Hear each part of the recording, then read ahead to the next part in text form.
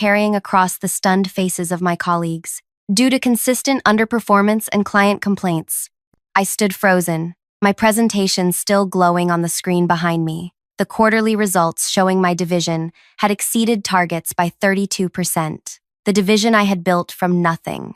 "This can't be right," I managed to say, my voice smaller than intended. "I just closed the Archer account yesterday. That's a 14 million deal." George's daughter, Pia, stepped forward from where she'd been leaning against the wall. Her perfectly manicured hand rested on her father's shoulder as she gave me a look of practiced sympathy. "Veronica handled that account, actually," she corrected, her voice honey-sweet. "She's been instrumental in developing our new approach to enterprise clients."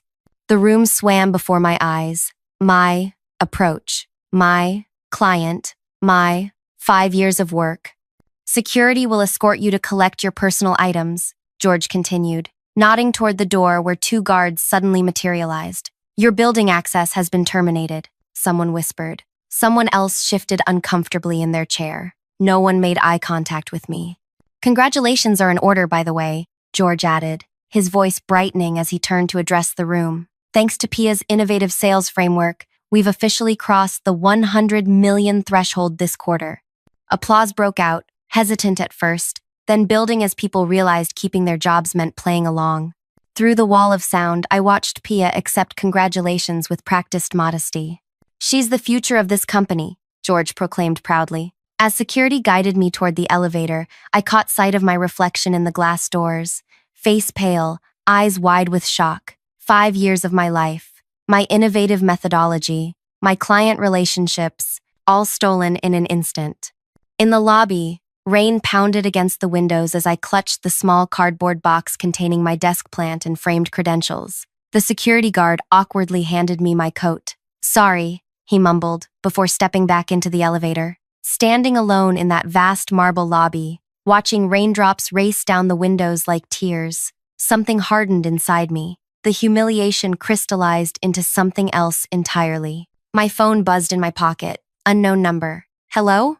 Is this Veronica?" a deep voice asked. "This is William from the board of directors. We need to meet immediately. There's been a situation with the Archer account." I stared at the phone, then back at the elevator that had just carried away my dignity. "When and where?" I asked. If you're feeling that knot in your stomach, that burning sense of injustice, hit that like button. Subscribe to hear how this unfolds because believe me, when people steal what you've built, justice has a way of finding them.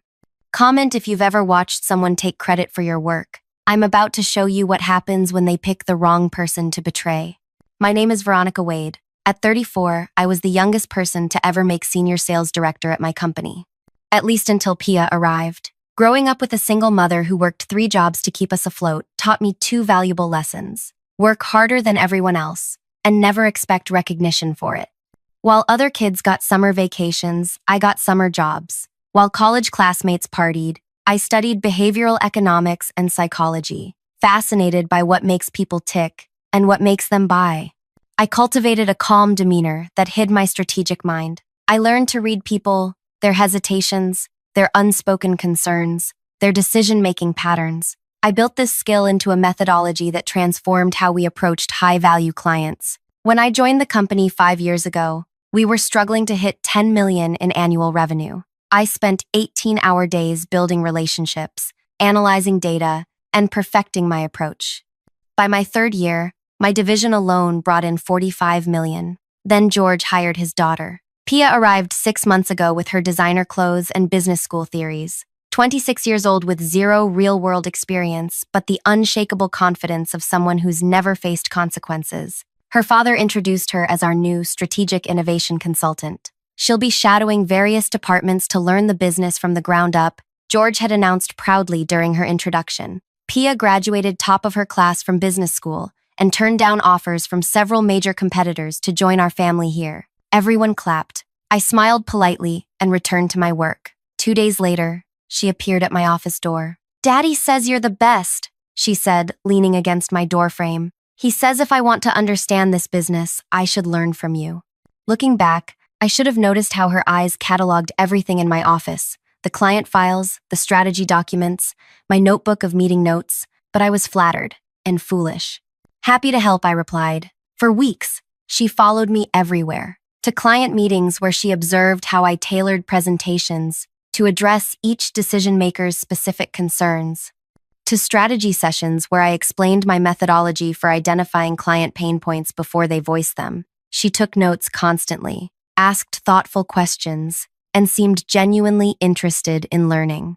"You're incredible at this," she told me after watching me close a particularly difficult deal. "The way you knew exactly what objection that CFO would raise before he even opened his mouth. How do you do that?" Pride loosened my lips. I explained my framework in detail, the behavioral indicators I watched for, the subtle shifts in language that revealed underlying concerns, the tailored responses I had developed for each personality type. "I've never seen anything like it," she said, eyes wide with what I mistook for admiration. "Would you mind if I recorded our next strategy session? Just for my own learning."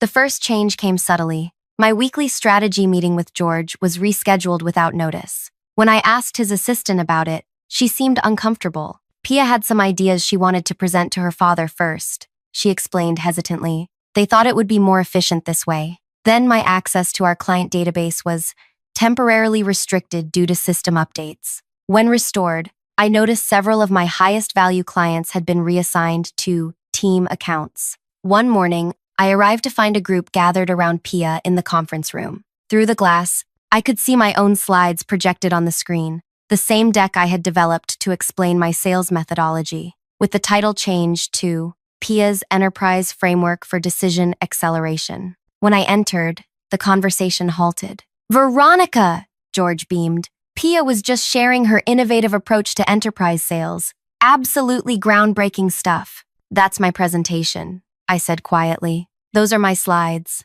The room grew uncomfortably silent. "Well," Pia laughed lightly, "great minds think alike, I guess. But this framework comes from my business school research combined with what I've observed here." I looked around the room, searching for anyone who would acknowledge the truth. Everyone studied their notepads intently. "George, could I speak with you privately?" I asked. "We're in the middle of something important," he replied, his smile never wavering. "Let's catch up later." But later never came. My emails went unanswered. My meeting requests were declined. Meanwhile, Pia began appearing in my client meetings, no longer as an observer, but as a participant. "I'll be taking point on the Anderson presentation," she informed me one morning. "Dad thinks it's time I started handling some key accounts independently." I watched helplessly as my clients were systematically transferred to her portfolio. When I tried to raise concerns with HR, I was told it was a strategic reallocation of resources. When I approached other executives, they offered sympathetic looks, but no support. Then came the quarterly meeting where Pia presented her breakthrough with the Archer account, the client I had been cultivating for over a year, using the precise approach I had developed and explained to her in detail. Using my framework, I identified the underlying concerns that had prevented Archer from committing previously, she explained to the executive team. By addressing their unspoken objections about implementation timelines, we were able to secure their business. The room erupted in applause while I sat silently, my hands trembling beneath the table. After the meeting, I confronted George directly. "That was my client," I said, fighting to keep my voice steady. "That was my methodology. You know this." His expression hardened. "Are you suggesting my daughter is lying?" "I'm stating a fact. Everything she presented today was my work. I'm stating a fact. Everything she presented today. I'm stating a fact. I'm stating a fact." "Veronica," he sighed, his tone suddenly patronizing. "I understand it might be difficult to see younger talent rise quickly, but Pia has brought fresh energy and ideas that have revitalized our approach." "Fresh ideas?" I repeated incredulously. "She copied my entire framework." "That's enough." His voice dropped dangerously. "Be very careful about making accusations you can't substantiate. Very careful indeed." I should have seen what was coming next. The impossible targets, the client complaints that mysteriously appeared in my file, the critical performance review filled with fabricated shortcomings, and finally, the public humiliation of being escorted from the building while the company celebrated Pia's ascension to 100 million in sales, using my methodology, my client relationships, my work. As William from the board had requested, I waited at a quiet restaurant downtown, still wearing the clothes I'd been fired in, still clutching my small box of personal items. The door opened, and an imposing man in his 60s approached my table. "Veronica," he said, extending his hand. "I'm William. Thank you for meeting me on such short notice." I settled into my chair, studying William's face. Silver-haired and sharp-eyed, he carried himself with the quiet confidence of someone who rarely needed to raise his voice to be heard. "I'm afraid I don't have much to celebrate," I said, gesturing to my box of belongings on the chair beside me. William signaled for the waiter. "Scotch, neat," he ordered before turning to me. "And for you?" "The same." He waited until our drinks arrived before speaking again. "I'll be direct. 3 hours ago, Gregory Archer called me personally. He's threatening to pull their entire 40 million account." I nearly choked on my scotch. "What happened?" "Your replacement happened." William took a careful sip. "Apparently, Pia couldn't answer basic questions about the implementation strategy. When Gregory asked about certain aspects of the behavioral economics approach that had convinced him to sign, she stumbled through vague explanations that made no sense." A small flicker of satisfaction warmed my chest. Gregory has an economics background. He would notice immediately if someone was bluffing. He more than noticed. He asked specifically about you, saying the strategy had your fingerprints all over it. When told you were no longer with the company, he demanded to know why. William leaned forward. That prompted some digging on my part. The restaurant hummed with quiet conversation around us, but all I could hear was my heartbeat pounding in my ears. "I've spent the afternoon reviewing email records, presentation files, and meeting notes," William continued. "It appears there's been a misattribution of intellectual property within our organization." "That's a polite way of putting it. The board has concerns about recent management decisions," he said, choosing his words with precision. "George's leadership has produced results, but at what appears to be a significant ethical cost." I let out a bitter laugh. "I've spent 5 years building something valuable, only to watch someone else take credit for it overnight. Ethical cost doesn't begin to cover it." William nodded thoughtfully. "Tell me about your methodology. The real one, not the version currently being presented by others." For the next hour, I walked him through my framework, explaining how I combined behavioral economics principles with practical sales techniques to address unspoken client concerns before they became objections. I showed him notes on my phone, explained my research, and detailed how I'd implemented the approach across different client types. William listened intently, occasionally asking incisive questions that revealed his own sharp business mind. "Impressive," he said finally, "and entirely consistent with what Gregory Archer described as the reason he signed with us." He set down his glass. "The board is prepared to make you an offer." "I'm listening." "A new division, focused on enterprise strategy, complete autonomy, reporting directly to the board, not to George, double your previous salary, plus equity." I stared at him. "And my former boss?" "We're restructuring his department. His role will be significantly reduced." "And Pia?" A thin smile crossed William's face. "She would report to you, if you find her contributions valuable." The irony was almost too perfect. "I'll need that in writing before I consider returning." "Of course. And one more thing," I added. "I want to personally explain the new arrangement to them both." William studied me for a moment. "That can be arranged." He extended his hand. "Do we have a deal?" I hesitated, thinking of the humiliation I'd endured, the stolen work, the smug expressions as security had escorted me out. "Not quite yet," I replied. "I need the weekend to consider. I'll give you my answer Monday morning." Walking home that night, my mind raced with possibilities. The offer was better than anything I could have expected. A vindication, a restoration, a reversal of fortune that would put me in a position of power over those who had wronged me. But something didn't feel right. Something felt too easy. I unlocked my apartment door to find my roommate Teresa sitting on our couch, surrounded by takeout containers. "I figured you might need comfort food," she said, holding up a carton of noodles. "Want to talk about it?" Teresa and I had been friends since college. She was now a journalist with an uncanny ability to read people and situations. I collapsed beside her and recounted everything, the firing, the theft of my work, and now William's surprising offer. "That's convenient," she said when I finished, her reporter's skepticism showing. "The board member swoops in the moment you're fired with a perfect revenge scenario?" "You think it's too good to be true?" She shrugged. "I think powerful people rarely admit they made a mistake unless they want something. What does the board really want from you?" Her question haunted me all weekend. What did they really want? Why not just fire George and Pia quietly and then approach me? Why the dramatic offer? Why involve me in their restructuring at all? Sunday night, I made some calls to former colleagues who still answered my messages. What I learned changed everything. Monday morning, I arrived at William's office precisely at 9. His assistant showed me in immediately. "Have you considered our offer?" he asked, rising from behind his desk. "I have," I replied, setting down my bag. "But before I accept, I'd like to understand something. When did the board become aware of the situation with the Archer account?" William's expression remained neutral. "As I mentioned, Gregory called me on Friday."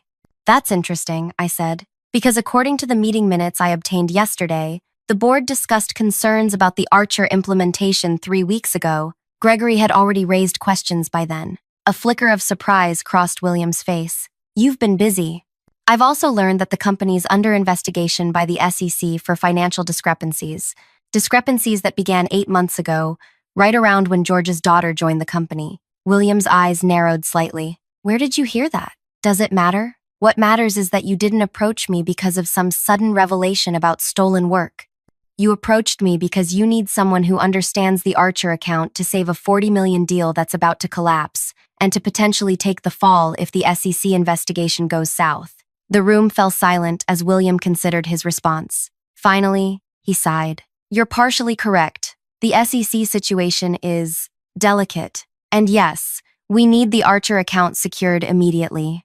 But that doesn't change our offer or the fact that your work was inappropriately claimed by others." "Then, let me counter with my terms," I said, sitting straighter. "Triple my previous salary, 20% equity, complete autonomy over my division with a guaranteed budget, and full access to all financial records related to my clients for the past year." William's eyebrows rose. "That's quite demanding. I'm quite valuable, as you've recently discovered." After a tense silence, he nodded. "I'll take it to the board this afternoon." "One more thing," I added. "I still want to personally explain the new arrangement to George and Pia." A slow smile spread across William's face. "That can definitely be arranged." 3 days later, I stood in the elevator of my former office building, this time with a visitor's badge clipped to my blazer. My heart pounded as the numbers climbed toward the executive floor. The doors opened to reveal the familiar hallway. Several employees stopped mid-conversation when they saw me, their expressions a mixture of shock and confusion. "Veronica!" My former assistant Mina hurried toward me, her eyes wide. "What are you doing here?" "I have a meeting with George," I replied calmly. "And Pia?" Mina glanced nervously over her shoulder. "No one told me. They're in the conference room with some board members, but—" "Perfect. That's where I'm headed." As I approached the conference room, I could see George through the glass, gesturing emphatically at William and 2 other board members. Pia sat beside him, her posture rigid with tension. I took a deep breath and pushed open the door. The conversation halted immediately. George's face drained of color. Pia's mouth fell open. "What is she doing here?" George demanded, turning to William. "I invited her," William replied smoothly. "Please, Veronica, join us." I took a seat directly across from George and Pia, placing my new company contract on the table. "What's going on?" Pia asked, her voice higher than usual. William cleared his throat. "We were just explaining to George and Pia the board's decision regarding departmental restructuring. Your timing is perfect, Veronica, as this concerns you directly." George's eyes darted between William and me. "Whatever she's told you is grossly exaggerated. She's bitter about being let go for underperformance." "Interesting perspective," I said, "especially given that my division exceeded targets by 32% last quarter." "Numbers can be manipulated," Pia interjected quickly. "Dad and I discovered serious issues with her reporting methodology." I smiled thinly. "You mean my sales methodology, don't you? The one you presented as your own? The one Gregory Archer specifically asked about during your meeting on Friday?" Pia's face flushed. "I don't know what you're talking about." "The board has reviewed the situation thoroughly," William interrupted, "including email records, presentation files, and client feedback. We've reached some conclusions that necessitate immediate changes."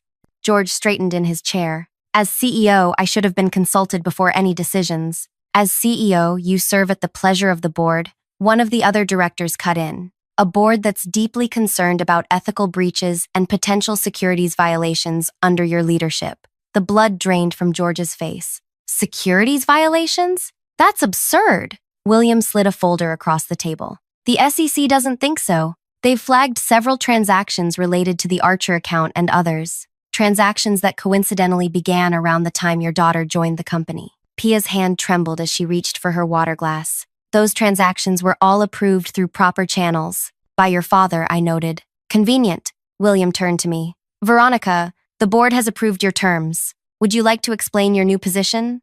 I opened my contract and slid it toward George and Pia. Effective immediately. I'll be leading a new division as Executive Vice President of Global Strategy, reporting directly to the board. I'll have complete autonomy over enterprise accounts, including Archer. George's face contorted with rage. This is ridiculous. You can't possibly— We can and have, William interrupted. The alternative was to disclose our findings to the SEC investigators immediately, which would likely result in criminal charges. Pia's face had gone completely white. Criminal charges? For what? Fraud, for starters, I replied calmly, along with intellectual property theft, falsification of company records, and potentially securities fraud. But the board has generously decided to handle this internally, provided certain conditions are met. What conditions? George asked, his voice barely above a whisper. I smiled. That's what I'm here to explain. Shall we begin with your new reporting structure? The room fell silent as George and Pia stared at me, the full weight of their situation finally sinking in. In that moment, the memory of being escorted out by security flashed through my mind, the humiliation, the shock, the injustice of it all. But now, the tables had turned completely. Let's start with your performance improvement plans, I said, opening a folder of my own. We have a lot to discuss. George's jaw clenched as he stared at the performance improvement plan in front of him. This is absurd. I built this company, and I built the methodology that saved it, I replied calmly. The board recognizes that now. Pia's eyes darted between her father and me, calculating her next move. I recognized that look. I'd seen it the day she first shadowed me, silently cataloging everything she could use. We should discuss this privately, she said, touching her father's arm, with our attorneys present. William leaned forward. You're welcome to consult attorneys. However, that would necessitate the board filing our complete findings with the SEC. We're offering an internal resolution as a courtesy. The threat hung in the air. George's face had taken on an ashen quality. What exactly are you proposing? He asked, his voice uncharacteristically subdued. I opened my tablet and turned it toward them. The board has approved a new organizational structure. George, you'll transition to a non-executive advisory role with significantly reduced compensation. Pia, you'll join the junior sales team where you'll have the opportunity to learn the business properly, under supervision. That's not acceptable, George snapped, some of his confidence returning. I have a contract. A contract that includes ethical conduct clauses, another board member interjected. Clauses you violated repeatedly, according to our investigation. Pia straightened her spine. I've generated over 100 million in sales. You can't just demote me because of some unfounded accusations from a disgruntled employee. I smiled thinly. Those sales were generated using my methodology, my client relationships, and in many cases, my direct work. Would you like me to show you the metadata on the presentation files you claimed as your own? The original creation dates and author information are quite illuminating. Her confidence faltered visibly. You have until the end of the day to accept these terms, William stated. Otherwise, the board will pursue more formal remedies. As they left, I remained seated, watching George's rigid back and Pia's unsteady gait. After 5 days of unemployment and humiliation, the tables had turned so completely, it felt almost surreal. William turned to me. They'll fight this. I'm counting on it, I replied.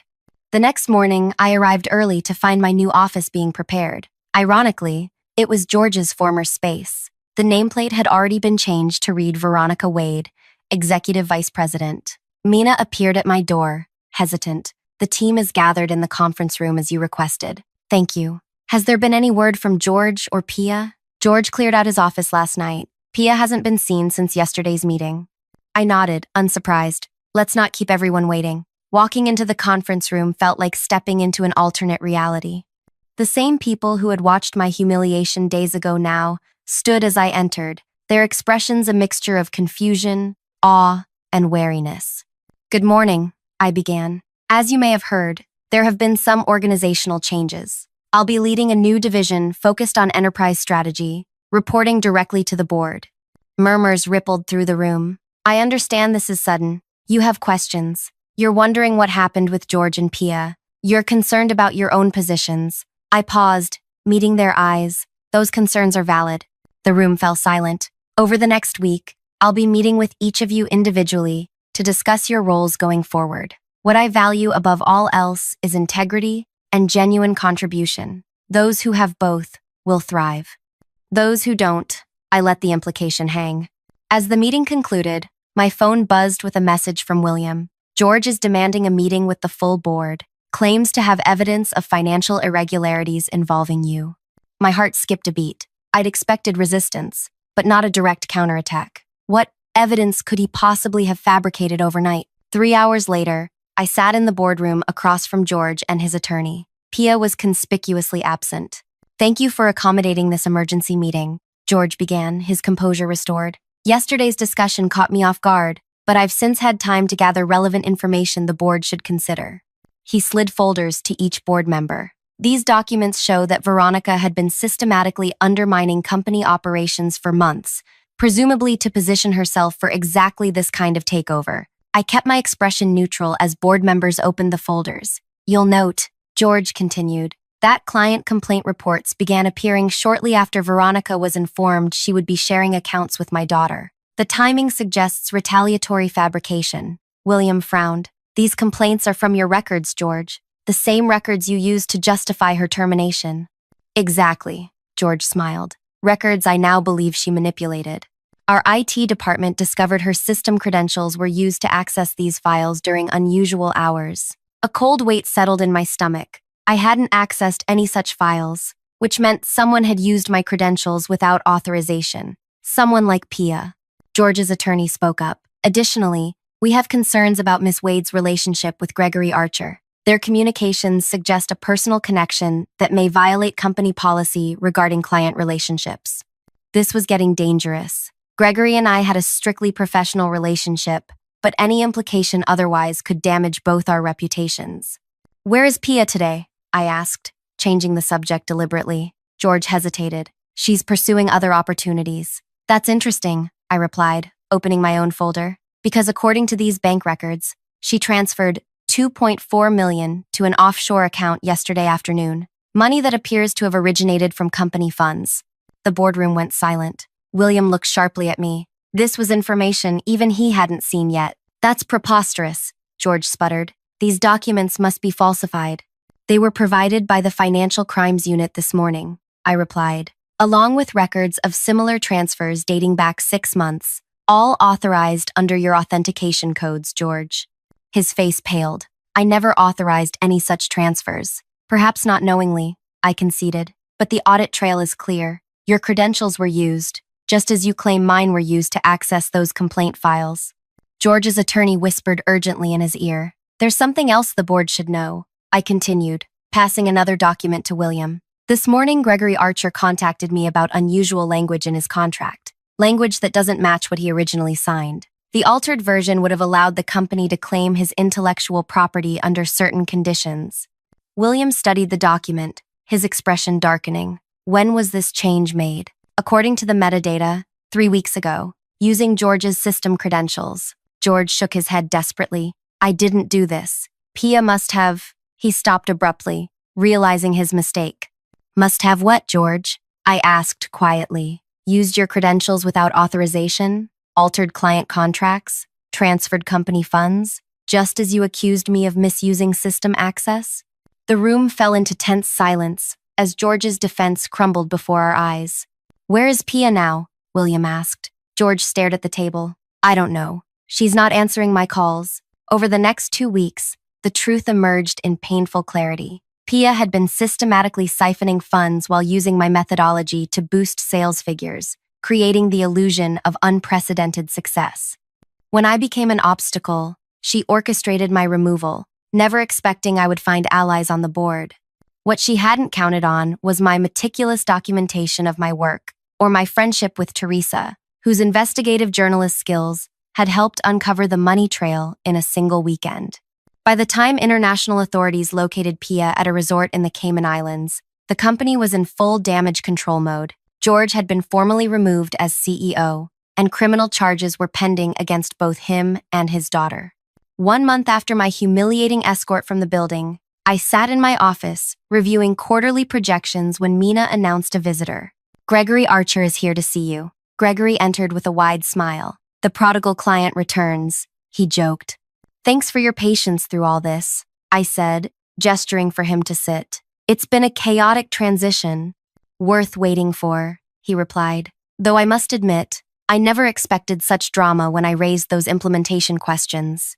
I smiled. "Neither did I." "The board made the right choice," he said, studying me. "Not just for ethical reasons, but practical ones. No one else understood the behavioral economics underpinning our agreement." "That was the problem with stealing someone's work," I observed. "You can take their slides, but not their knowledge." After Gregory left, I walked to the window overlooking the city. In 1 month, I'd gone from unemployed to running the company's most critical division. George was facing criminal charges. Pia was in custody awaiting extradition. My revenge hadn't come from destroying them. It had come from simply letting the truth emerge while positioning myself to succeed where they had failed. That evening, as I prepared to leave, William appeared at my door. "The board meeting went well," he said. "Your division's projections impressed everyone." "Good to hear." He hesitated. "There's something else. The board is considering candidates for the permanent CEO position. Your name is at the top of the list." I looked up in surprise. "I've only been back a month